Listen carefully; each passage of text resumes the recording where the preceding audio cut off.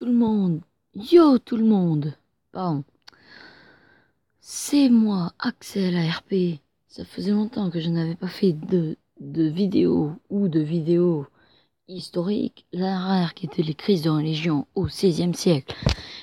Aujourd'hui, nous allons voir une question qui était réellement François Ier, roi de 1515 à 1547,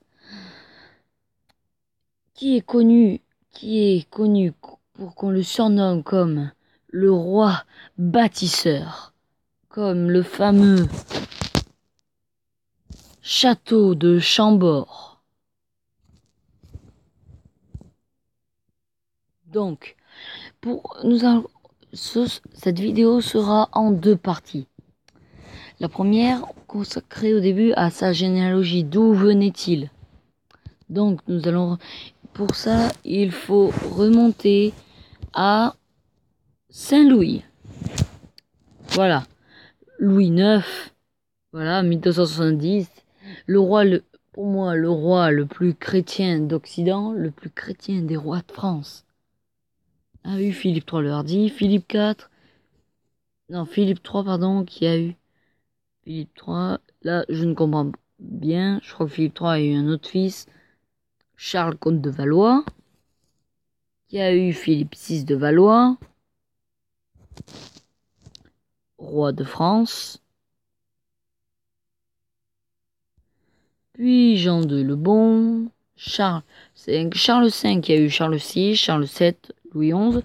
Je sais pas pourquoi il y a 9 alors que c'est 11, ou alors c'est moi qui confonds. Alors, Louis, duc d'Orléans, fils de Charles V, a eu Charles, duc d'Orléans, qui a eu Louis XII. Bon, voilà, je remonte avant. Charles VI, Charles VII, Louis XI a eu Charles VIII, marié à la fameuse Anne de Bretagne, qui ensuite se mariera à Louis XII, car Charles VIII meurt sans héritier. Car, comme vous savez, Charles VIII meurt contre un linteau de porte, mais j'y reviendrai dans une autre vidéo. Mais, comment dire, la mort de Charles VIII est sans doute la mort la plus stupide de l'histoire de France. Donc, pour y revenir, Louis XII, qui meurt aussi sans héritier, a dû faire venir son lointain cousin François d'Angoulême, futur François Ier. Charles d'Angoulême, François Ier. Donc, il vient à la cour d'Amboise, et quand Louis XII s'éteint en janvier 1515, si je ne me trompe pas, François Ier accède enfin au trône. Et qu'est-ce que s'est-il passé en septembre 1515, pardon, la fameuse bataille de Marignan, la plus grande bataille connue du roi chevalier, pour récupérer le Milanais là où Louis XII et Charles VIII ont échoué. Mais le Milanais est repris par les Italiens, Charles Quint, roi d'Espagne, bientôt empereur du Saint-Empire romain germanique. François Ier vient récupérer le trône, le Milanais, pardon, à la bataille de Pavie en 1525. Mais il décide de faire passer son armée avant ses artilleries, ses canons. Et avec l'invention du boulet en fer au XVIe siècle, les chevaliers de François Ier vont tomber comme des dominos. Le roi est fait prisonnier. Ce n'est arrivé que 2 fois dans l'histoire de France. Nous avons connu ça avec Jean de Le Bon lors de la guerre de 100 ans.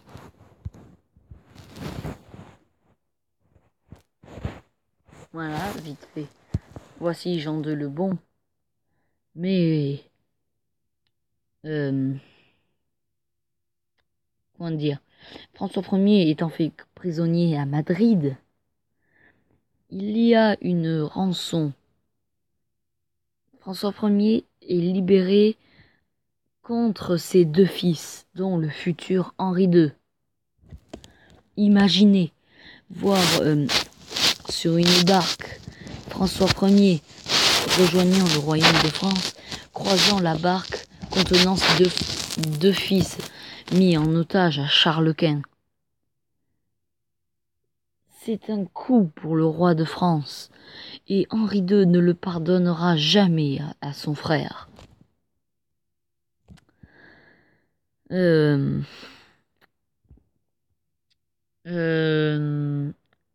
Après 4 ans de captivité, les fils sont libérés. Où est-ce qu'on va parler maintenant? Oui, comme tout le monde le sait, le grand roi François fit venir d'Italie le grand Léonard de Vinci. Le Léonard qui a peint la Joconde, Saint Jean-Baptiste. Je ne veux pas dire de bêtises, mais je crois qu'il a peint les noces de Cana. Mais je ne veux pas dire de bêtises, donc je vérifierai.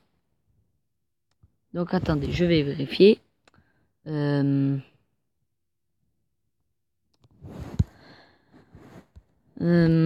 Alors attendez, ça compte pas, voilà, je vais vérifier pour pas dire de bêtises. Qui a peint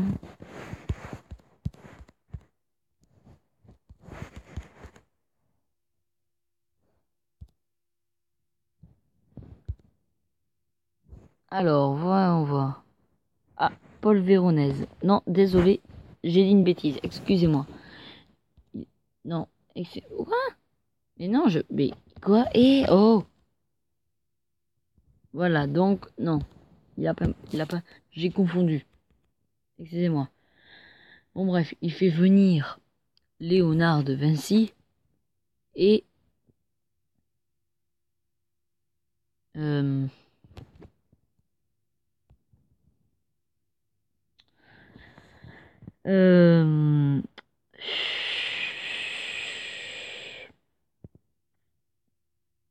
et achète la Joconde. Mais revenons quand il veut venir, car Charles VIII et Louis XII avaient déjà essayé de convaincre le maître florentin de venir en France, sans résultat. François Ier y parvient, mais malheureusement, le 2 mai 1519,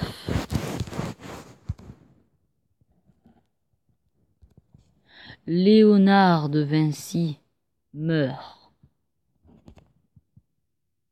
au Clos Lucé, près du château d'Amboise. Bon, voilà, ça c'est une des erreurs. Le roi de France, malheureusement, nous avons vu souvent le roi de France représenté avec Léonard de Vinci qui meurt dans ses bras. Mais malheureusement, le roi célèbre, je sais plus, la libération de ses fils. Il y a un truc avec Henri II, bon bref. Mais le roi n'est pas à Amboise le jour où le maître italien meurt. Voilà. C'était la partie 1. Donc j'espère que cela vous a plu. Je m'excuse encore pour les noces de Cana, voilà. Donc on se retrouve très prochainement pour la partie 2. À très vite.